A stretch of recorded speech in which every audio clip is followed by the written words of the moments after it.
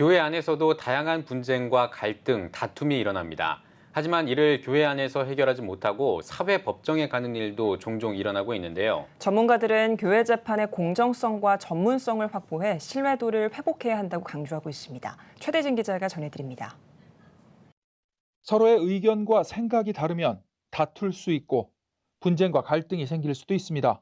그러나 사회의 본이 돼야 할 교회마저도 분쟁과 갈등을 교회 내에서 해결하지 못하고 일반 사회와 마찬가지로 결국 사회 법정까지 가는 경우가 많습니다.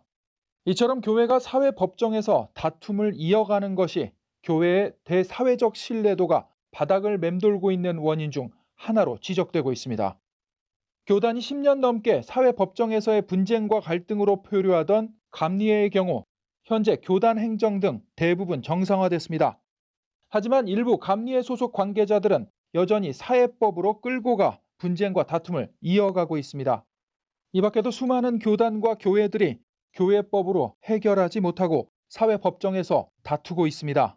한국에서 유독 지금 그런 교회 내부 문제를 교회 스스로 성경적 방법으로 해결하지 못하고 사회법 그러지만 결국 이제 국가법이죠. 국가법 그 힘을 빌려가지고 해결하려고 하는 그런 것이 너무 많습니다.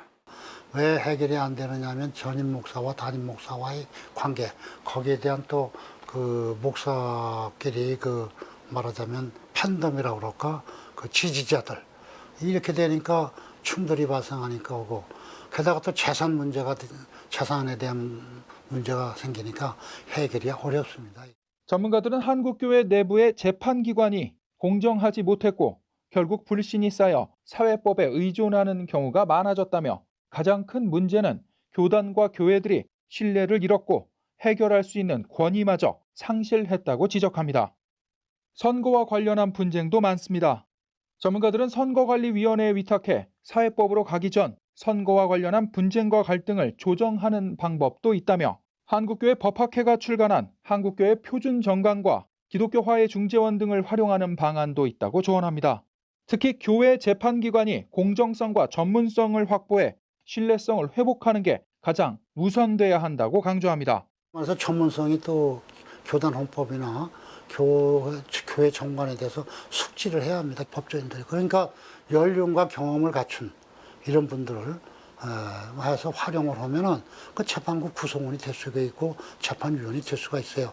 화해중재원도 물론 뭐 파견하고 이제 보낼 수도 있습니다. 교단하고 관계없는 사람들, 외부 전문가라든가 이런 사람들을 재판위원으로 해가지고 좀 그 재판의 공정성, 신뢰성을 회복하는, 이게 이제 저로서는 가장 현실적인 방법이 아닌가.